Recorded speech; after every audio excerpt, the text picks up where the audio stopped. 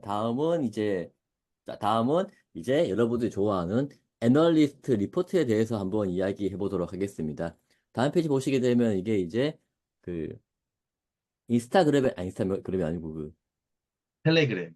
텔레그램에서 이제 도는 이제 글을 가져와 봤는데요. 한화 한화증권 리서치에 있는 이제 김도하 연구원이라는 분이 이제 올린 글에서 최근 어떤 이슈가 발생을 해서 이제 하나증권에서는 수익 추정 모델을 공유하지 않겠다. 예전에는 자료 발간 전에 요청하더라도 자료 발간 후에 이제 공유하긴 했는데 이제는 안 주겠다라고 했고요. 그걸 보고 이제 한 분이 이상한 소리 하니까 이제 자꾸 이런 일이 생기지 않냐. 돈도 안 되면서 왜 틀렸다고 욕을 하냐. 그랬더니 자꾸 이제 자료 공유라든지 이런 것들이 잘 안 되지 않냐.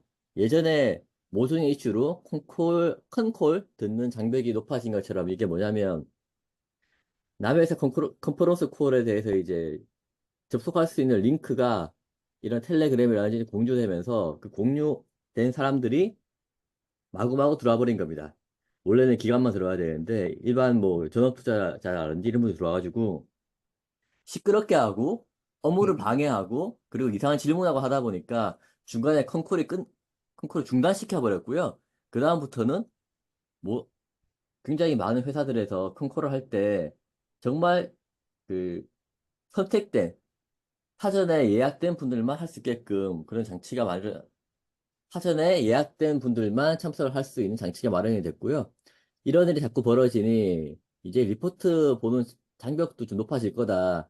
이제 공짜로 지금처럼 볼 수 있는 건 얼마 안 남았을 거고 앞으로는 돈 주고 봐야 될 거다. 그리고 기본적으로 애널리스트 리포트는 개미들을 위해서 일반 투자자를 위해서 만든 게 아니다. 기관 투자자를 위해서 만든 거니까 이제 난리 났다.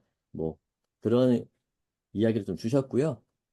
여기서 말하는 이제 수익 추정 모델이라는 거 어떤 건지 한번 보여드리면 다음 페이지 보시면 요거는 이제 애널리스트 리포트를 쓰게 되면 어떤 리포트건 이렇게 앞으로 일어날 일들에 대해서 추정하는 추정치가 들어가게 됩니다. 보면 보통 3년 정도 들어가게 되는데 3년 정도의 추정치 이거 보시게 되면 매출액이 2024년도에 160억 추정 2025년도에는 190억을 추정한다.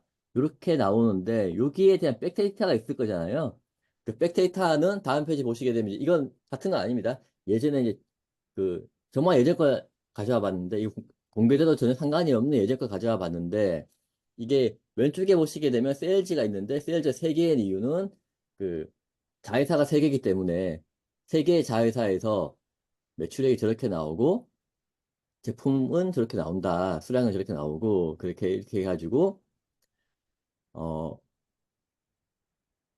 그렇게 해서 이제 영업이익은 이렇게 되고 순이익 그러니까 세전이익은 저렇게 나온다라는 걸 쭉 이렇게 추정을 합니다. 이게 과거부터 쭉 나열해 놓고 자기의 이제 추정치 계산이 들어가는 거죠. 뭐 DCF를 한다 그러면 여기 디스카운트를 얼마를 할 건지 매출액 추정한다 그러면 성장률을 얼마나 볼 건지 쭉 이렇게 추정하게 되는데 이런 엑셀 시트가 있는데 이거를 공유를 했더니 사단이 난 거죠.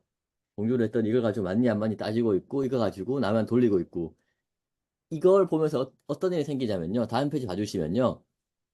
매니저들은 애널리스트들에게 갑이기 때문에 을의 그 위치에 있는 애널리스트들은 실적 모델을 줄 수밖에 없고요. 그러면 이제 가끔 어떤 일이 생기냐면 매니저들이 애널리스트들한테 실적 모델을 받아가지고 다른 리서치 회사를 가는 경우가 있어요. 이게 어떤 식이냐면 예를 들어서 미래 에셋 자산 운용이라든지 뭐 삼성 자산 운용이라든지 이런 운용사의 메인 매니저는 그런 일을 하지 않는데 왜 RA나 아니면 주니어 매니저들이 인하우스 매니저를 하다가 이제 셀 사이드 가는 경우도 있다 보니까 매니저가 애널리스트한테 저런 모델을 받아가지고 그걸 싹 모아서 다른 증권사에 리서치를 가는 경우가 이렇게 있거든요. 그러면 또 난리가 나죠. 저 왜 그러냐 그러고 또 어떻게 할 거냐 그러고 그리고 그렇게 공유받은 실적 모델이 제도권에 있는 운용사이니 매니저가 아니라 다른 곳 전업 투자자라든지 일반 개인이라든지 아니면 뭐 요즘에 많이 유행하는 여의도의 스터디 모임이라든지 그런 쪽에 공유가 되고요. 그러고 나서 그분들이 애널리스트 자료 가지고 맞니 안 맞니 따지고 그러면 이제 이슈가 또 생기죠. 그럼 또 시끄러워지고 회사 입장에서는 이게 왜 이렇게 되냐라고 또 다- 당사자한테 추궁을 할 거고 당사자는 매니저한테 준 건데 이게 일이 커지니까 난감하고 또 심한 경우에는 개인들이 이제 애널리스트를 상대로 고소를 하기도 하고요.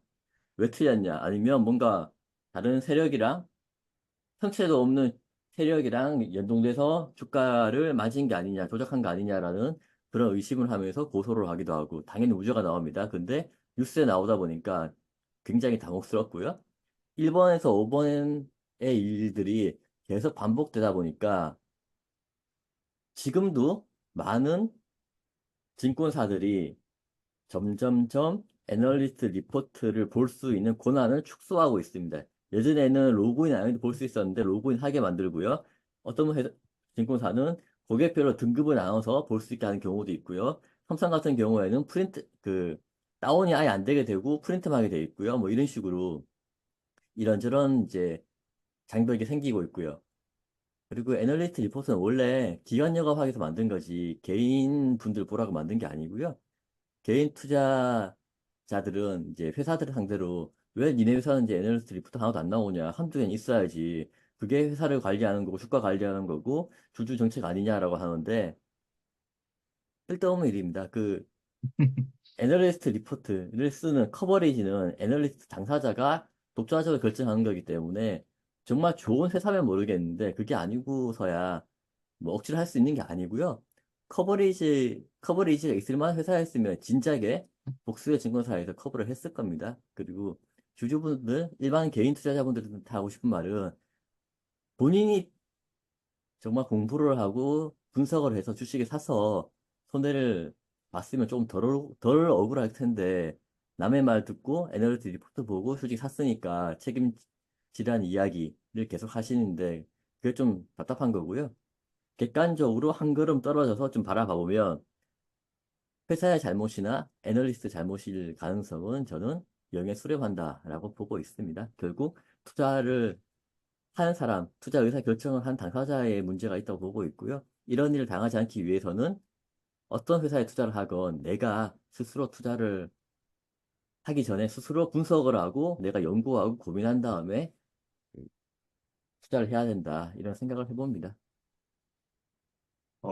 그쵸. 이게 우선 애널리스트 분들도 뭐 쓰리 업종이긴 하죠. 말이 뭐 드라마나 영화 같은 데서 보면 펀드 매니저, 애널리스트, 뭐 컵슬링 끼고 나와가지고 뭐 품잡고 하는데 실제는 다 노가다죠. 예, 노가다고 새벽부터 나와서 레포트 쓰고 뭐 담당자들 만나고 뭐그 약속 물론 이제 아래 분들이 약속도 잡고 뭐 이렇게 하겠지만 그리고 뭐 블룸버그도 보고 어디도 보고 뭐 정기 시황도 보고 뭐 그 사람들도 참 많은 노가다죠 노가다 그렇게 해서 만들어서 레포트를 냈는데 그 레포트의 원래 타겟 목표가 이제 기관 투자자들의 그 뷰를 레포트를 만드는 애널리스트들의 뷰를 바라보고 거기와 컨택을 하고 거기에 레포트를 사주고 그러면서 이제 좀 하는 게 목적인데 글쎄요 이게 회사가 뭐 이게 타지뇨죠 타지뇨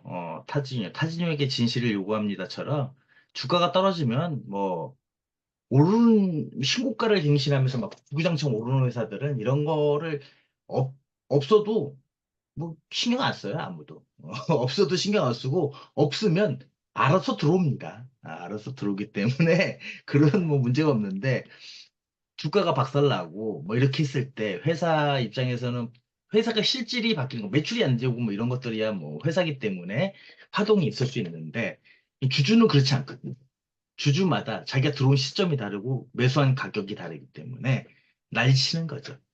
나는 어저께 샀지만 어저께 샀는데 오늘 5% 올랐어. 그럼 나에게는 이 회사는 좋은 건데 작년에 뭐 고점에 샀던 주주는 반토막이 돼 있는 거죠. 그러면 그런 주주들이 또 난리를 치는 거죠.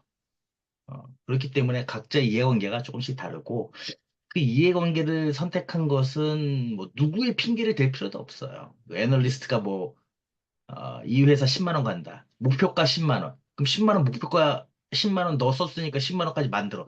이건 조금 그, 그게 좀 이상한 사람 아닌가? 하여튼 뭐 저도 주식 투자를 하지만 예, 예, 음, 마우스 클릭은 누가 손가락을 눌렀는지를 생각해 보면 안다. 뭐 억지로 막 목에 칼을 들이대고 이걸 사라라고 한 게 아니라면 자기가 처음 샀었을 때의 그 마음가짐을 하고 이게 아니다 싶고 뭐 생각과 다르다라면 뭐 손절을 하든 뭐를 하든 주식을 안 하든 한번 잘 생각을 해봐야 되는 게 맞지 않나 생각을 합니다. 아, 오늘은 키스코 홀딩스 사례부터 애널리스트 리포트까지 이야기를 한번 해봤습니다. 네, 다들 고생하셨습니다.